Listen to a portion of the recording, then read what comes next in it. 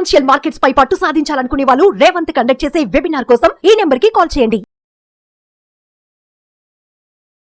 నమస్తే, నేను జీవి సత్యనారాయణ. ఈరోజు ఈ ఎపిసోడ్లో బైబ్యాక్ డివిడెండ్ పాలసీల్లో రాబోతున్నాయి అన్నమాట మార్పులు. ఎప్పటికప్పుడు ఏమి జరుగుతుంది అంటే మార్కెట్లు పెరుగుతూ ఉంటాయి, డివిడెండ్లు బైబ్యాక్లు వస్తుంటాయి. ఇది మన స్ప్లిట్టింగ్లని, మెర్జింగ్లని, డీమెర్జింగ్లని, అదని ఇదని, profit and loss balance sheet results బాగున్నాయని షేర్ ప్రైసులు పెరగటం ఇవన్నీ జరుగుతాయి. అయితే ఈ బైబ్యాక్ డివిడెండ్ పాలసీలో ఇప్పుడు మార్పులు వస్తున్నాయి. ఆ మార్పులు ఏందో చూద్దాం. ఈ కేంద్ర ప్రభుత్వ సంస్థ సిపిఎస్ఈ, అంటే సెంట్రల్ పబ్లిక్ సెక్టార్ అన్నమాట. అయితే ఈ మూలధన పునర్వ్యవస్థీకరణపై సవరించిన మార్గదర్శకాలని ఆర్థిక శాఖ, ఫైనాన్షియల్ ఏదైతే ఉందో టీము వాళ్ళు ఒక ఆర్థిక శాఖ జారీ చేయడం జరిగింది. దీన్ని ఏమంటారంటే దీపం, department of investment and public asset management. దీపం, ఈ దీపం ఏదైతే ఉందో department of investment and public asset management వీళ్ళు విడుదల చేసిన ప్రకారం ఇకపై ఏదైతే సిపిఎస్ఈలు, ఏదైతే కేంద్ర ప్రభుత్వ సంస్థలు ఏవైతే ఉన్నాయో ఈ సిపిఎస్ఈలకు సంబంధించి ఏవైతే అంటే వాళ్ళ నికర లాభం ఏదైతే ఉందో దానిలో 30% లేదా నెట్వర్త్లో 4% ఏది అధికమైతే దాన్ని ఏం చేయాలి, వార్షిక అంటే యాన్యువల్ డివిడెండ్గా పే చేయాలి. ఇది అన్నమాట. అయితే ఎన్బిఎఫ్సి కానీ ఏదైతే తదితర ఫైనాన్షియల్ ఏదైతే ఉన్నాయో ఇవన్నీ కూడా తప్పనిసరిగా వాళ్ళ యొక్క లాభాల్లో 30% డివిడెండ్గా పంచాలి.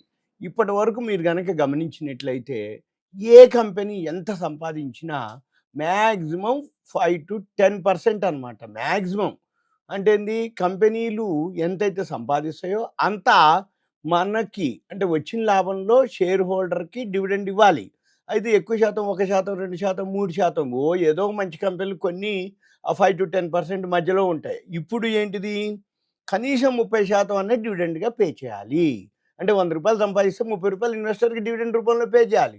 దానివల్ల ఏమవుతుందంటే ఎప్పటికప్పుడు ఎవరైతే షేర్లు కొనుక్కుంటారో వాళ్ళకి ఇన్కమ్ కనపడుతుంది. ఇప్పుడు ఏమవుతుంది, షేరు పెరుగుతుంది అని ఒకరోజు పడుతుందని, ఒకరోజు ఏదో న్యూస్ తోటి న్యూట్రల్గా ఉండటం, పెరగకపోవటం, లేకపోతే పెరిగినప్పుడు ఈయన చూసుకోకపోవటం, మళ్ళీ పడిపోయినప్పుడు ఈయనకు పైసలు అవసరమైతే అమ్మటం, ఇవన్నీ జరుగుతుండేది. అలా కాకుండా ఇప్పుడు ఏంది, డివిడెండ్ రూపంలో వస్తే మన పైసలకి ఎంతో కొంత రిటర్న్స్ అన్నమాట. అవి ఇప్పుడు జరగాలి అనేది. అయితే అంతకుముందు 2016లో జారీ చేసినటువంటి ఈ మార్గదర్శకాల ప్రకారం అయితే నికర లాభాల్లో 30% లేదా నెట్వర్త్లో 5%, ఏది ఎక్కువైతే అది. నెట్వర్త్ అంటే ఏంటిది, ఈక్విటీ క్యాపిటల్, రిజర్వులు రెండూ కూడితే వచ్చేది నెట్వర్త్.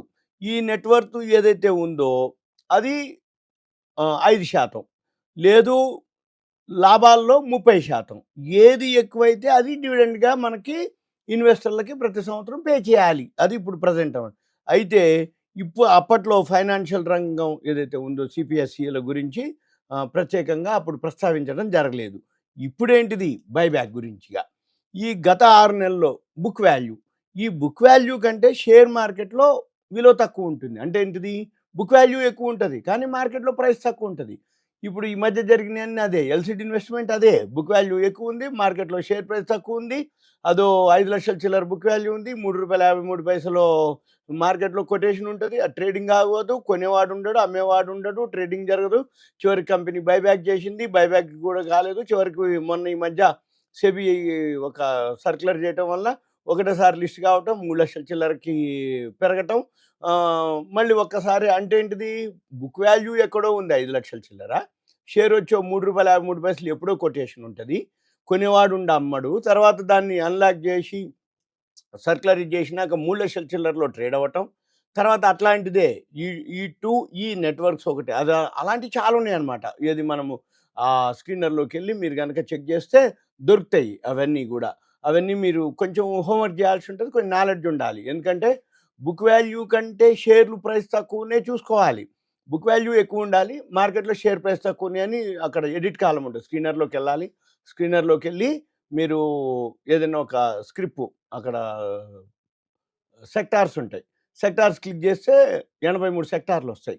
83 సెక్టార్‌లో ఆల్ఫాబెటికల్ ఉంటది. ఒక సెక్టార్‌ని క్లిక్ చేసిరనుకోండి, అక్కడ ఆ సెక్టార్‌లో ఎడిట్ కాలమ్ అని ఉంటది. క్లిక్ చేసినాక, ఆ ఎడిట్ కాలమ్ క్లిక్ చేస్తే అక్కడ బుక్ వాల్యూ అని మనము టైప్ చేయాలి.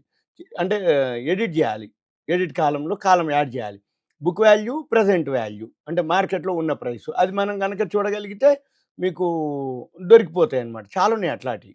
అయితే అవి ఇప్పుడు మనం చెప్పటం కాదు. కాబట్టి ఆ బుక్ వాల్యూ కంటే తక్కువ ఉన్నటువంటి షేర్లను చూసి మనం లాంగ్ రన్‌లో కొనుక్కుంటే ఎప్పుడో ఒకసారి మనకొచ్చేస్తాయన్నమాట. అంటే డివిడెండ్ రూపంలో అన్నా వస్తాయి. లేకపోతే బైబ్యాక్ రూపంలో అన్నా వస్తాయి.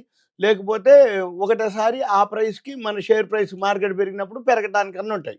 ఇవన్నీ గూడా అంటే ఇప్పుడు దీనికోసం ఏం చెప్తుర్రంటే ఏదైతే బైబ్యాక్ చేయాలా కంపెనీలు, ఇప్పుడు దానికోసం కనీసం 3,000 కోట్లు నెట్ వర్త్ గానీ, 1,500 కోట్ల కంటే క్యాష్ రిజర్వ్స్ గానీ, బ్యాంకు నిల్వలు ఉంటే కంపెనీ రిజర్వ్‌లు, మిగులు నిధులు ఏదైతే ఉన్నాయో ఈక్విటీ మూలధనానికి సమానంగా లేదా 20 రెట్లు అధికంగా ఉన్నటువంటి కంపెనీలే బోనసు ఇవ్వాల్సి ఉంటుందన్నట్టు. అంటే జనరల్‌గా ఏం లేదు. ఈక్విటీ కంటే రిజర్వ్‌లని కాలం ఉంటుంది అక్కడనే. ఈక్విటీ కంటే రిజర్వ్‌లు ఎన్ని ఎక్కువ గనక ఉన్నట్లయితే ఆ సెక్టార్‌లో ఆ కంపెనీలు బోనస్‌లు ఇస్తాయి. ఒకవేళ బోనస్‌లు ఇయ్యకపోయినా బైబ్యాక్‌లన్నా చేస్తాయి. ఎందుకంటే ఎక్కువ ఉన్నాయి కాబట్టి ఫండ్స్ అవి చేస్తాయన్నమాట. అయితే ఇటువంటి కంపెనీలు ఏవైతే ఉన్నాయో, అయితే మళ్ళీ ఇంకొకటి గత 6 నెలల్లో షేర్ ముఖ విలువ కంటే అంటే ఫేస్ వాల్యూ రూ. 10 ఉందనుకోండి.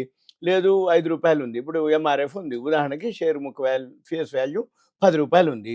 అయితే మార్కెట్ అది 150 రెట్లు కంటే అధికంగా పలుకుతున్నటువంటి listed CPSC, central public sector enterprise. CPSC అంటే సెంట్రల్ పబ్లిక్ సెక్టార్ ఎంటర్ప్రైజ్. అయితే అటువంటి కంపెనీలే స్ప్లిట్టింగ్ చేయాల్సి ఉంటుంది. షేర్ల విభజన చేపట్టాల్సి ఉంటుంది. అయితే దీంట్లో ఈ ఈ వేలో అంటే ఇలా ఎవరైతే స్ప్లిట్టింగ్ చేద్దాం అనుకుర్రో కనీసం 3 ఏళ్ల వ్యవధి ఉండాలి.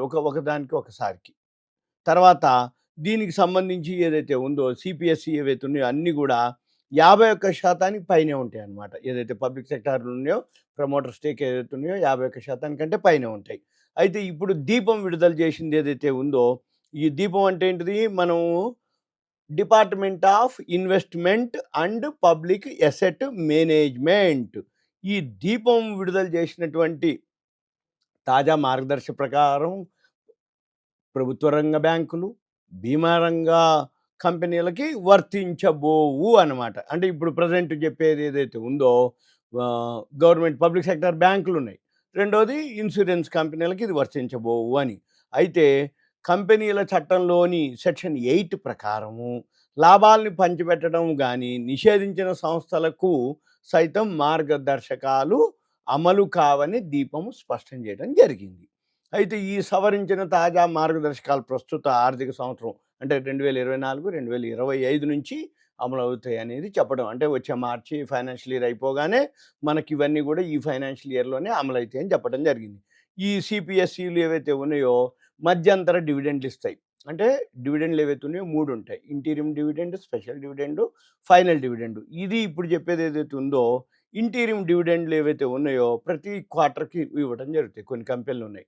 ప్రతి క్వార్టర్‌కి ఇస్తాయి, యాన్యువల్‌కి ఇస్తాయి, హాఫ్ ఇయర్లీ ఇట్లా ఇస్తాయి అనమాట. అంటే ఒకటేసారి ప్రతి త్రైమాసికానికి కానీ 2 సార్లు కానీ ఇచ్చే వీలుంటుంది.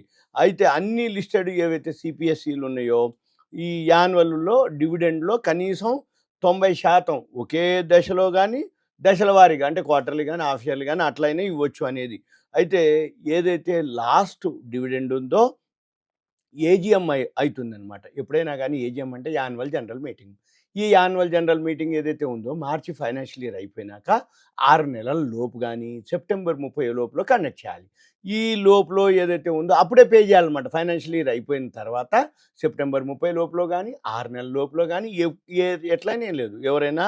అయితే ఇది అన్లిస్టెడ్ కంపెనీలు ఏదైతే ఉందో వాళ్ళు ఒకటేసారి కూడా పే చేయొచ్చు అని చెప్పడం జరిగింది. అంటే అన్లిస్టెడ్ కంపెనీలు కూడా ఉన్నాయి. ఇప్పుడు చాలా వరకు ఉన్నాయి. ఓయో రూమ్స్ అని, ఎన్ఎస్సి అని, ఎన్ఎస్డిఎల్ అని అటువంటి 760 కంపెనీలు ఉన్నాయి ఇప్పటికి.